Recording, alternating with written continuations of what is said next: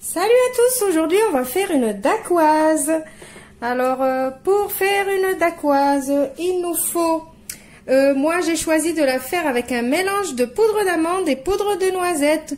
Mais par contre vous pouvez choisir la poudre que vous voulez, soit l'amande, soit la noisette tout seul, soit les deux ensemble, soit de la poudre de pistache, la poudre de cacahuète, la poudre de noix de coco. Vous pouvez utiliser n'importe quelle poudre de fruits secs. Donc, pour cette dacquoise, moi, je vais la préparer pour une vingtaine de personnes, comme ça. Donc, il me faut 100 g de poudre d'amande, 100 g de poudre de noisette, 180 g de sucre en poudre, 2 cuillères à soupe de maïzena, des cuillères comme ça, et 6 blancs d'œufs et une toute petite pincée de sel à la réalisation de la recette. Alors pour faire la dacquoise, j'ai besoin de faire une sorte de meringue. Je vais mettre mes blancs d'œufs. Je vais mettre une toute petite pincée de sel. Comme ça. Juste pour que le sel il m'aide à monter les blancs d'œufs. Je vais mettre à côté de moi une petite cuillère avec mon sucre en poudre et je vais mettre en route mon robot et je vais commencer à fouetter mes blancs. Dès que ça commence à mousser, je vais commencer à rajouter doucement le sucre jusqu'à ce que je n'ai plus de sucre et jusqu'à obtention d'une meringue bien serrée avec un bec d'oiseau. Je vais vous montrer de toute façon toutes les étapes. Donc là, je commence un petit peu. Donc là, mes œufs, ils commencent à mousser comme vous voyez. Je vais commencer à mettre une première cuillère.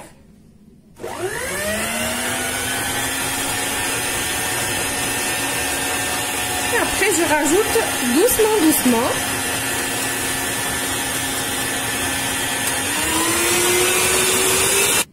Alors regardez, c'est pas encore monté, donc je continue de mettre mon sucre et de fouetter en même temps.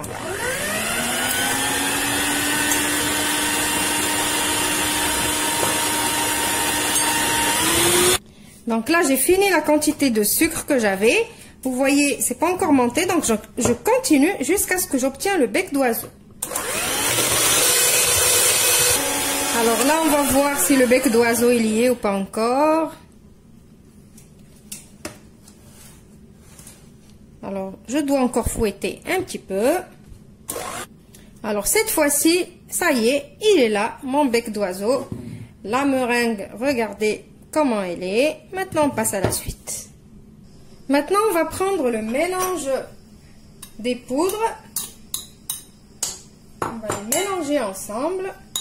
La noisette et l'amande. On va rajouter la maïzena. On mélange tout ça ensemble, bien comme il faut, pour ne pas avoir de grumeaux.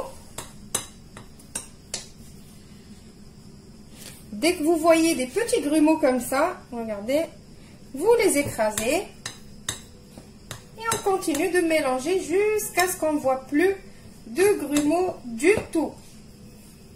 Maintenant, tout est bien mélangé. Je vais mettre tout ça dans ma meringue. Donc, je ne vais pas commencer, je ne vais pas tout mettre comme ça d'un coup, bien évidemment. Je vais mettre une cuillère ou deux. Je vais prendre ma maryse, ma spatule, celle-là, en silicone. Et je vais touiller comme ça, doucement. Voilà. Maintenant, je rajoute encore. Alors, à chaque fois, je mets 2 cuillères. Je continue comme ça jusqu'à ce que je finis toute ma quantité. Entre-temps, j'ai fait préchauffer mon four à 190 degrés pour qu'il soit prêt. Donc, voilà. Je fais comme ça. N'ayez pas peur, ça ne va pas faire tomber la meringue. Si vous avez obtenu le bec d'oiseau, la meringue, elle ne retombe plus. Par contre, il ne faut pas mélanger avec un fouet, par exemple. Mélangez avec la spatule ou la cuillère, ce que vous avez, mais pas de fouet. Alors, comme ça, jusqu'à ce que je finisse. Donc, voilà, maintenant, j'ai tout mélangé bien comme il faut.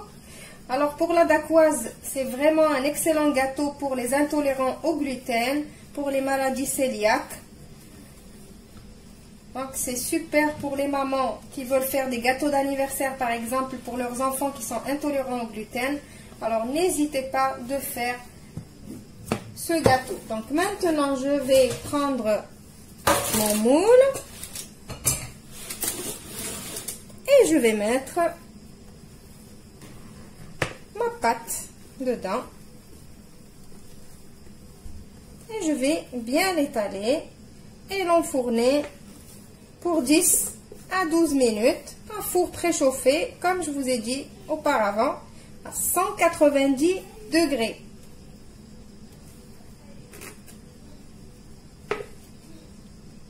Alors pour lisser, pour aller plus simple, le dos de la cuillère, et j'y vais.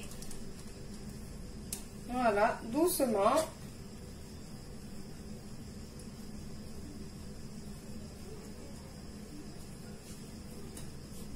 Voilà ma dacquoise, elle est prête. Elle était cuite, elle a cuit au four pendant 10 minutes, pas plus. Donc comment savoir si elle est cuite ou pas? Comme un gâteau normal, comme un cake, vous mettez la pointe de votre couteau. Si ça sort sec, c'est que c'est cuit. Je vous dis au revoir et merci.